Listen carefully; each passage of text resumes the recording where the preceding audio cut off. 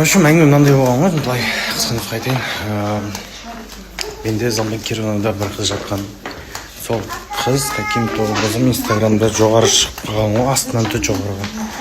Оған жаңағы айттым, валлахи мен қатысым жоқ, білмеймін дедім, потому что заблокировать ететін өзі де всегда. Оны мен разблокировать етпеймін, мен долбан емеспін, онда талабы. Что кипиш көтеріп, хайвай болатындай ситуация істеп зачем? И сонымен дәлелдемей қойдым, ол маған изменщиксің, анау-мынау. Сондай хайвай болады ғой, короче, таң азан дейді. Сен берсең ажырасайық дедім, қалай дәлелдеймін, уже шашып кеттім одан. Или баяғы жүргендерім влиятельде маған сондай, или қазір гормоны сондай ма, короче. Дәсқарылдық қой таң азан. Солай. Ассалаумағалейкум, қайырлы таң, қалайсыздар, амансыздар ма? Үшін қатын екіқабат бармайсың ма қасына, изменщик, анау-мынау деп отқандар. Я келдім қазір. Бұйыртса жаңағы болайын деп тұрған сияқты. В общем, не жағдай, не болған бәрін инстада емес, басқа жақта түсіндіремін. Қызық болса өтіңдер. Сонымен, короче, бір кәдімгідей серьезно болып кетті тірліктің. И этот үйдегілер ұрысты, короче. Шынымен мен қатым жоқ дедім. Мен бір жағынан ойладым, қазір гармон ойнап жатқан шығар. Дұрыстап сөйлесіп көрейік. Сонымен сөйлесек, вроде нормально басылғандай, білмеймін, енді көреміз да. Қазір әшейін радомға келген кезде қатты не істемей тұр ма, отталкивать етіп. Қасына жүре тұрсын деп тұр ма, білмеймін. Ну, все-таки, грубо говоря, енді оқырмандар сіздермен бірге мен ашық сөйлесем быстыр. Көті бастырысып тұр енді. Хотя мен кінәм жоқ, білмеймін шеш. Мен кінәлі жоқ. Наверное, магазин жоқ қой.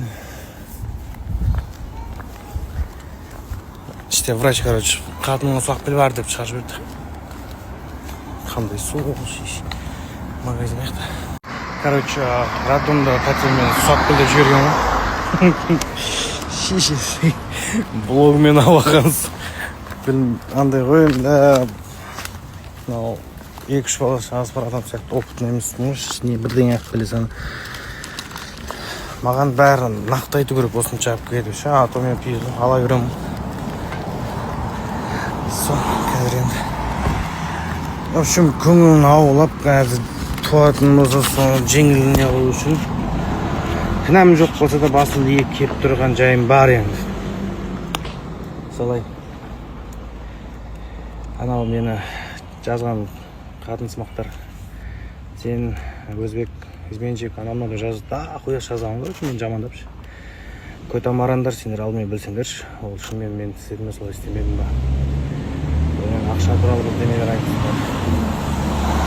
Зайыпал басыма жеп кеттік қондар. Ал, қазір үй жаққа келдім. Анау заттар, анау алу керек дегендей қасында қаламын ба бүгін білмей тұрмын, мен сәл бастап тұрған жоқ ондай нәрсе. Сосын үйдің уборный бөлек та, осы біздің оқырмандар жазады ғой, шыққан қайдың салыңдар деп. Салайын деп просто салай үшін. Қазір үй жаққа келдім, анау заттарды алып, сосын сәл свободный киімдер алмасын, есіле қалатын болсын, мынандай рубашканы ыңғайсыз екен. Сол үшін. Ассалаумағалейкум, қайырлы таң, қалайсыздар, амансыздар ма? Кеше сторисқа бір шықпадым. Сәл маза болмады. Маза болмай шаршап. Кеше күнімен ұйықтаттым ғой, дым көрмей дейші. Жөнді көріп ұйықтады, слишком. Мен тұрғыз болса шыққан, суткалар ұйықтай берем, білмеймін почему. Яға мұндай екен білмеймін үшін. Түрі жаман ұйықтайын барған дедім. Ұятын өтсіз. Күндерің сәтті өтсін. Сосын аналарға айтқым деп тұрғанда адамдар ашы. Әйелің екіқабат, сен изменщик, албасты, анау-мынау деп жатқандар. Не айтсам екен? Боқтап екен, абылайын ба. Сендер мен ұстап алған жоқсын, өзіңе кеткен жер. И этот не доказан нәрсе. Просто бізде халқын дейді, қой сияқты біреу жамандаса, осы жамандап кетеді. алдымен білген ол шынымен бай өтірік деген сияқты. Так что жамандамай тұрып біліңдер алдымен айтылған сөздер мен туралы рас па екен. Сестренканың туған күні, сестренкаға 14 Pro Max лабубу несімен чехолмен дайын соны шықылап отырмыз. Мамада 16 Pro, менде 16 Pro Max. Екеуді окрошка ішіп отырған. Сол. Жалпы бәрі нормально достар, шүкір Аллаға. Аман есен. Күшті жаңалық бар. Бұйыртса бөлсем. Сәл күтіңіздер. Сәл. Мен опять ктгдамын.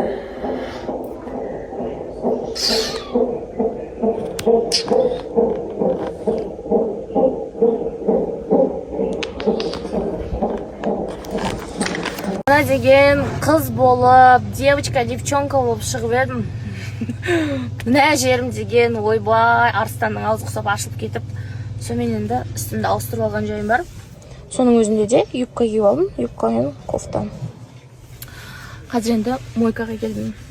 Машинаның сыртын жуғызып алып жатырмын. Себебі өткен жаңа мен Астанада болған кезде жаңбыр жауып сырты бәрі шаңылып қапты. Мен Хуршет қосылама деп өйстіп сұрақ қойып жатыр да. Мына фотодан кейін не айтамыз енді? Не айтамыз, айтшы. Бүгінен бастап мына фотоны алсын. Алмайсың. Жоқ, вообще мән Қарашы, не деген фото? Ойлап жүрсің ба, ана күнде қарап жүр деп мені? Қарап. Жабысып қапты ғой. Көрдің бе, бұның өзі знак. Это знак. Специально қосылып кеткен өзіне. Так что бәрі алда. Уақыт, бәріне керек уақыт. Вообще базарда жұмыс, строительный базарда. Машинаның ішіне қалай салғанымызды көрсетейін ба трубаларды. Қараңыздар. Бұлай қойдық. Ина жағынан бұлай шығарып қойдық. Бұлай шығып тұрады енді басқа біреу задевать етіп құлап кетпесе болды главное. Нарақта мен дизайнерім отыр. Қысылым.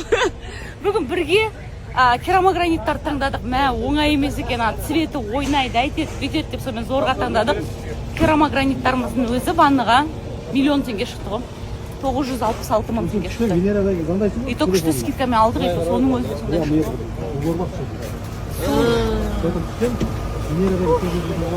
Енді сантехнический заттар алып жатырмын.